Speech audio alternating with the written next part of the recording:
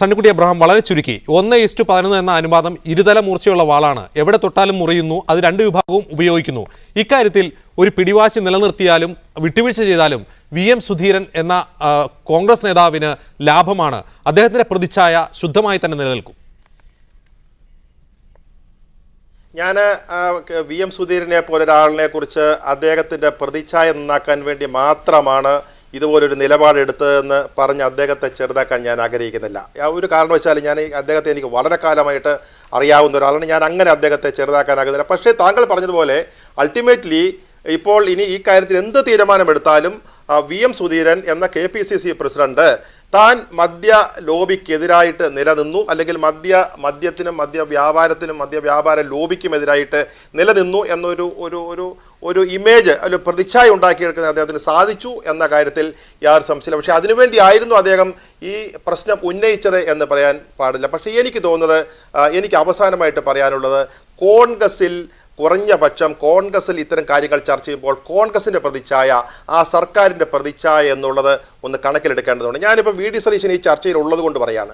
VD Satheesan ഇക്കാര്യത്തിൽ ചില നിലപാടുകൾ എടുത്തപ്പോൾ അദ്ദേഹത്തിനെതിരായിട്ട് വലിയൊരു വിപ്ലവം തന്നെ ചില കോൺഗ്രസ് നേതാക്കൾ അഴിച്ചുവിടുകയുണ്ടായി. ഞാൻ ചോദിക്കട്ടെ, VD സതീശൻ ഇക്കാര്യത്തിൽ വ്യക്തിപരമായ ഒരു നിലപാടെടുക്കാനുള്ളൊരു അവകാശമില്ലേ? അതോ VD സതീശൻ കൃത്യമായിട്ടും VM സുധീരൻ എന്ത് നിലപാടെടുക്കുന്നോ അതനുസരിച്ച് നിന്നുകൊള്ളണം എന്ന രീതിയിൽ പോലും ചർച്ചകൾ ഉണ്ടാകുന്നു? അത്തരത്തിലുള്ള ഒരു കാര്യം. പിന്നീട് കോൺഗ്രസിലെ ഗ്രൂപ്പ് വഴക്ക് വീണ്ടും ശക്തമായി പുറത്തേക്ക് വരുന്നു എന്നുള്ളതിൻ്റെ സൂചനകൾ ഈ വിവാദം ഉണ്ടാക്കുന്ന കാര്യത്തിൽ സംശയമില്ല. ഇവിടെ ഇപ്പോൾ ശ്രീ രാജ്മോഹൻ ഉണ്ണിത്താൻ തന്നെ പറഞ്ഞു, ഈ 12 പേരടങ്ങുന്ന ഏകോപന സമിതിയിൽ ഉണ്ടായ ചർച്ചകൾ, തീരുമാനങ്ങൾ എങ്ങനെ പുറത്തുപോയി?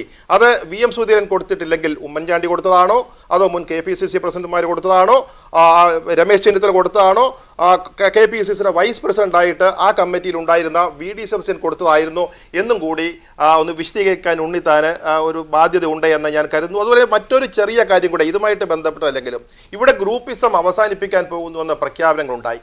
അതിനൊരു നിബന്ധനയായിട്ട് പറഞ്ഞിരുന്നത്, ഒരു ടെലിവിഷൻ ചർച്ചയിൽ കോൺഗ്രസിൽ നിന്ന് ഒരാൾ മാത്രമേ പങ്കെടുക്കാവൂ, 2 വ്യത്യസ്ത അഭിപ്രായങ്ങൾ വരാൻ പാടില്ല എന്ന് പറഞ്ഞിട്ട് പോലും നമ്മൾ ഈ നടന്നുകൊണ്ടിരിക്കുന്ന ഈ ചർച്ചയിൽ പോലും കോൺഗ്രസിലെ 2 പ്രമുഖ വ്യക്തിത്വങ്ങൾ പങ്കെടുക്കുകയും ഏതാണ്ട് വ്യത്യസ്തമായ അഭിപ്രായങ്ങൾ പറയുകയും ചെയ്യുന്നു എന്നുള്ളതാണ് വാസ്തവത്തിൽ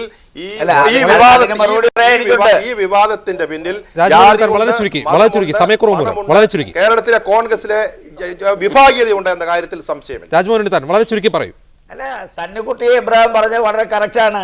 നിങ്ങൾ മീഡിയ 1 ചാനലിൽ എന്നെ വിളിച്ചപ്പോൾ ഞാൻ ചോദിച്ചു, ഈ ചർച്ചയിൽ ഒരാളെ ഉള്ളൂ എന്ന് ചോദിച്ചു. കോൺഗ്രസിനെ റെപ്രസെന്റ് ചെയ്ത് നിങ്ങൾ എന്നോട് പറഞ്ഞു ഒരാളെ ഉള്ളെന്ന്. അതുകൊണ്ടാണ് ഞാൻ വന്നത്.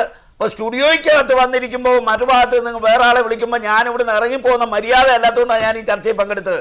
ഞങ്ങളുടെ പാർട്ടി കർശനമായ നിർദ്ദേശം VD സതീശൻ ഈ ചർച്ചയിൽ നിർണായകമായതുകൊണ്ടും അനിവാര്യമായതുകൊണ്ടും ഭംഗിതരാണ് അദ്ദേഹത്തെ വിളിച്ചതാണ്. അല്ലാതെ താങ്കളെ ഇക്കാര്യത്തിൽ വഞ്ചിച്ചതല്ല എന്ന് ഓർമ്മിച്ചു കൊടുത്ത് വളരെയധികം നന്ദി.